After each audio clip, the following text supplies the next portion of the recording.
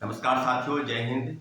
सबसे पहले आपको हम बताते चले कि शिक्षक बहाली के 2-3 प्रमुख बिंदु, जिसका जो मामला था सप्लीमेंट्री रिजल्ट को लेकर, वो कोर्ट में याचिका दायर की गई है।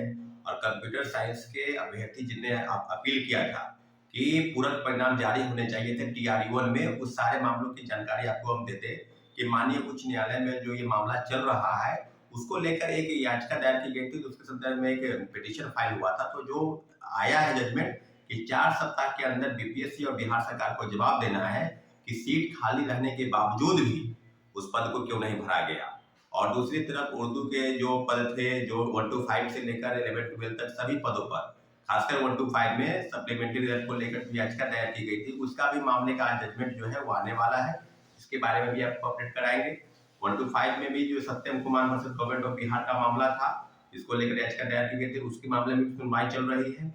कोई जजमेंट आएगा और उसके बारे में भी आपको अपडेट करेंगे। लगभग ये दर्जनों याचिका जो है वो सप्लीमेंट्री रिजल्ट के नाम पर TRE-1 में दायर हो चुकी थी और धीरे धीरे सब मामले जो है वो सुनवाई हो रही है, सब पर जजमेंट आ रहा है। जाहिर सी बात है कि सरकार को बीपीएससी को सब मामलों पर जवाब देना है साथियों। अभी हम बात करेंगे कि बीपीएससी में जो जांच चल रही है, जो TRE-2 के बाद जो परीक्षाएं आगे की तरफ बढ़ी तीसरे फेज में, और लगभग 300 लोगों की गिरफ्तारी हो चुकी है। और गिरफ्तारी के संदर्भ में मैं बार बार कह रहा हूं कि जो मुख्य सरगना है वो बीपीएससी स्वयं है। बीपीएससी के जो अधिकारी और कर्मचारी है, उससे उससे जब पूछताछ होगी तो मामले के तह तक सारे जो अधिकारी हैं और जो बीपीएससी के पूर्व चेयरमैन अतुल प्रसाद जी की भूमिका पर निश्चित रूप से जांच होनी चाहिए थी। और सब मिलाकर अब ये बात बिल्कुल स्पष्ट रूप से सामने आ गई है कि आर्थिक अपराध इकाई ने इसी सिलसिले में आगे बढ़ते हुए प्रिंटिंग प्रेस के मालिक से पूछताछ की। अब पटना में कई जगहों पर छापेमारी की जा रही है। बीपीएससी के अध्यक्ष और सचिव और तमाम ऐसे पदाधिकारी जो तीसरे फेज की बहाली में प्रश्न पत्र मुहैया कराने को लेकर, या प्रश्न पत्र के पासवर्ड किसको किसको जानकारी थी उसको लेकर, या जो क्यूआर कोड लगने के पहले उन लोगों के पास कैसे चला गया, आदि आदि कई चीजें थी जिसको लेकर बीपीएससी के अधिकारियों और कर्मचारियों से पूछताछ की गई है। और जल्द से जल्द उनसे जवाब तलब करेगी, उनसे जवाब मांगेगी। और जो चीजें आरोपियों द्वारा गिरफ्तारी के बाद जो जानकारी दी गई है, दोनों बातों को मैच कराया जाएगा। जाहिर सी बात है साथियों कि जो चीजें अब बिल्कुल पता की तरफ खुल रही है, सारे मामलों की जानकारी लेते हुए आर्थिक अपराध इकाई ने अब बातें चल रही है कि उत्तर प्रदेश के कई जगहों पर और बंगाल में यानी पश्चिम बंगाल में, कोलकाता आदि जगहों पर छापेमारी करने जा रही है। जैसा कि साथियों पता है कि उत्तर प्रदेश की चीजों पर इसलिए आपको अपडेट करा दें क्योंकि उत्तर प्रदेश के भी पेपर लीक मामले में कई सरगनाओं के हाथ होने के सबूत मिले हैं बीपीएससी को। और बीपीएससी ने इस बात को दबा दिया तो आर्थिक अपराध इकाई ने निश्चित रूप से सारे मामलों को उजागर करने में लगी है। और आपको बता दें कि लखनऊ, इलाहाबाद, कानपुर, बनारस आदि जगहों पर जो सेटिंग वेटिंग के तहत लोग अभ्यर्थी थे, उनके तहत वो परीक्षा देने बिहार में आते थे। तो सारे मामलों पर आपको सीधे सीधे अब बातचीत होगी कि क्या आगे होगा। तो अभी आर्थिक अपराध इकाई ने बीपीएससी के पूर्व चेयरमैन अतुल प्रसाद जी से भी जवाब तलब मांगा है, उनसे भी पूछताछ की गई है और उनसे जवाब मांगा गया है।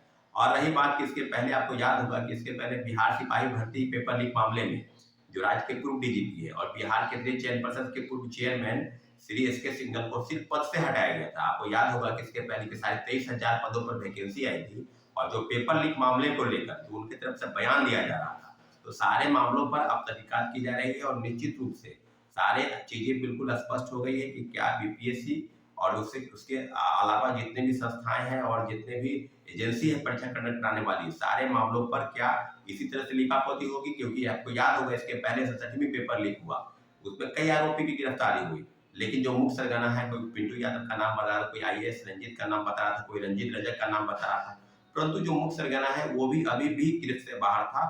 और सारे बिंदुओं पर तहकीकात करते हुए आर्थिक जांच करना चाह रहे थे, परंतु धीरे धीरे जांच जो है अधर बस्ते में चला गया, ठंडे बस्ते में उसको रख दिया गया।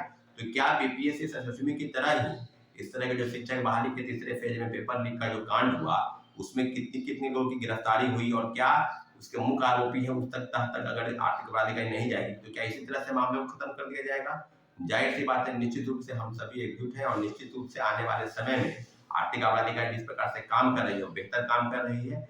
आगे की जो भी रणनीति होगी बीपीएससी के कर्मचारियों और अध्यक्षों से पूछने की और उससे जवाब तलब करने की, सब मामलों को भंडाफोड़ जरूर होगा। इतना जरूर है कि आर्थिक अपराध इकाई की जो टीम है वो बेहतर काम करते हुए कई जगहों पर छापेमारी भी कर रही है। कोई 90 फीट पर एक परीक्षा केंद्र जैसा एक सेंटर बनाया गया था जहां से सेटिंग गेटिंग का खेल चल रहा था। तो सब मामलों पर आपको हम बता दें कि सप्लीमेंट्री रिजल्ट को लेकर जो अपडेट है कोर्ट का, उसकी जिक्र आपने किया है। और दूसरी तरफ इस प्रकार से आपने को दिखाई कि टीम काम कर रही है, बेहतर काम कर रही है। सब मामलों पर एसके सिंघल की गिरफ्तारी होनी चाहिए थी, परंतु उसे गिरफ्तार नहीं होना कहीं न कहीं बिहार सरकार की एक ढूंढ रवैया का नतीजा है कि एसके सिंघल अभी तक गिरफ्तार नहीं हुए। दूसरी तरफ बीपीएससी के पूर्व चेयरमैन से पूछताछ की जा रही है, उनकी भूमिका संदिग्ध है, क्योंकि आपके रहते हुए कई मामले, आपके रहते हुए टीआर-1 से लेकर टीआर-2 तक हूबहू जो आरोपियों का जवाब है कि जैसे प्रश्न पत्र हम लोग को तीसरे फेज की बहाली में मुहैया कराया गया था, उसी तरह से प्रथम फेज की बहाली में और द्वितीय फेज की बहाली में मुहैया किया। इसके अलावा उसने कहा है कि 64वीं से लेकर 68वीं तक सबके पेपर लीक हुआ उसी प्रकार से उसी प्रिंटिंग में छापे गए थे जो ब्लैक लिस्टेड कंपनी है।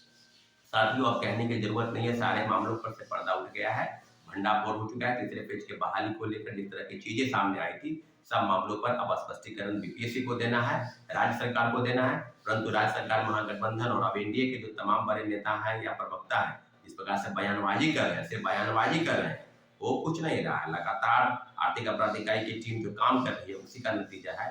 इतने बड़े पैमाने पर जो चल रहा था खेल, उसका भंडाफोड़ हुआ है साथियों। ठीक है, हमारे चैनल को अपने सब्सक्राइब नहीं किए तो प्लीज सब्सक्राइब कर दें। धन्यवाद साथियों, जय हिंद।